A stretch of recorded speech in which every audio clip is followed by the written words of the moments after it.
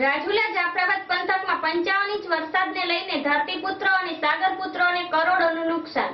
1 ઓગસ્ટથી લઈને અત્યાર સુધીમાં 2 વાવાઝોડા 200% ઉપરાંત વરસાદથી ભારે મોટું નુકસાન। સરકારે માછીમારો માટે ખાસ પેકેજ જાહેર કરવું જરૂરી। માછીમારીના વ્યવસાયમાં સરકારશ્રીને કરોડોનું વિદેશી હુંડિયામણ કમાવી આપતા જાફરાબાદ બંદરના માછીમારોની ચાલુ વર્ષની સિઝનમાં વાવાઝોડું અને સતત વરસાદના કારણે ભારે નુકસાન થયું છે। છતાં રાજ્ય સરકારના કોઈ અધિકારીઓ કે નેતાઓએ માછીમારોની પરિસ્થિતિનો ભાવ પણ પૂછ્યો નથી, જે નિંદનીય છે। કાળુસા કનોજિયા, દિવ્ય ન્યૂઝ, જાફરાબાદ।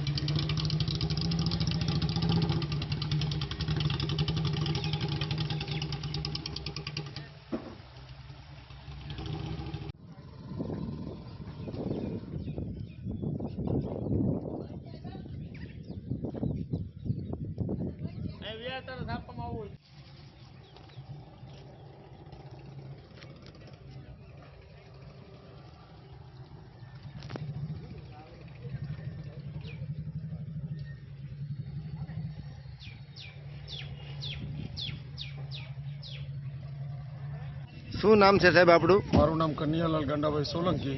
હું ખારવા સમાજ માછીમાર બોટ એસોસિએશનનો પ્રમુખ છું અને અમરેલી જિલ્લા માછીમાર સેલ ભારતીય જનતા પાર્ટીનો કન્વીનર છું। કેવું નુકસાન છે સાહેબ વરસાદમાં? અરે ભાઈ, વરસાદના નુકસાનની તો તમે જવા જ દો। એક તો માંડ માછીમારો કોરોનામાંથી બહાર આવી અને ધંધા રોજગાર ચાલુ કર્યા, અને એમાં વાવાઝોડા 1 નહીં 2 નહીં 3 વાવાઝોડા આવ્યા, વરસાદના રાઉન્ડ 3 4 વરસાદના રાઉન્ડ આવ્યા। માછીમારો માંડ કરીને 1/8 સરકારશ્રીની પરમિશન આપી સરકારશ્રીએ તો બોટો ફિશિંગ માટે નીકળી, પરંતુ 4-5 દિવસ ફિશિંગ કરી તો વાવાઝોડું આવ્યું એટલે વળી 10-12 દિવસ 15 દિવસ ઘરે બેઠા, વળી પાછા તૈયારી કરી ડીઝલ બાળીને વળી પાછા ફિશિંગ કરવા માટે ગયા। તો હવે જાફરાબાદની ફિશિંગ એક રાજપરા, જાફરાબાદ, નવા બંદર અને શિયાળબેટ એની ફિશિંગ એવી છે કે આપણે બુમલા મચ્છી વધારે પડે, એને બુમલા મચ્છીને સૂકવવી પડે, લાવીને તાજી કંઈ ચાલતી નથી, સૂકવી અને પછી બંડલ વાળવાના હોય। હવે ફરજિયાત સૂકવવી પડે તો બરોબર મચ્છી સુકાવાની તૈયારીમાં હોય એટલામાં વરસાદનો રાઉન્ડ શરૂ થાય। આપ જોઈ રહ્યા છો અત્યારે કે આ જો બધી મચ્છી અત્યારે આ નીચે પડી છે, એ કિંમતી મચ્છી છે કે જે 20 કિલોના 4000 રૂપિયા સુકાય એટલે 3500 4000 સુધીના ભાવ હોય છે। આ બધી મચ્છી અત્યારે ફેંકવી પડે એમ છે। આની અગાઉ આવા 3-4 રાઉન્ડ આવ્યા, કમસે કમ અત્યાર સુધીનું ખાલી જાફરાબાદ બંદરનું 200 કરોડ આસપાસનું નુકસાન છે। આ ગઈ રાતનો ને અત્યારે જે વરસાદ ચાલુ છે, ઓછામાં ઓછા 15 થી 20 કરોડ રૂપિયાનું આજનું નુકસાન ફક્ત આજની એક દિવસ માટેનું છે। કારણ કે આ બધી મચ્છી સુકાવવા માટેની મજૂરી અને ફેંકવાની મજૂરી આ બધું આપવું પડે અમારે। તો આની અગાઉ 2-3-4 વાર મુખ્યમંત્રી શ્રી વિજયભાઈ રૂપાણી સાહેબને અને આપણા મંત્રી શ્રી જવાહર ચાવડા સાહેબને રજૂઆતો કરી, રૂબરૂ મળ્યા, લેખિતમાં રજૂઆતો કરી કે ભાઈ માછીમારોને કાંઈક રાહત પેકેજ તમે આપો, કાંઈક રાહત પેકેજ આપો। અમે એમ કહેતા કે તમે લાખો રૂપિયા આપી દો, પણ કાંઈક રાહત રૂપિયા આપો તો માછીમારો થોડાક ટકી રહેશે। એટલે પરંતુ એટલી રજૂઆતો સિવાય છતાં કોઈ પણ જાતના એક પણ પગલાં લેવામાં આવેલા નથી। આની અગાઉ અમે રજૂઆતો કરી છે, આની અગાઉ છાપાની અંદર આપ્યું છે, બધું કર્યું છે, પરંતુ સરકારશ્રીએ અમારી પર ધ્યાન આપ્યું નથી.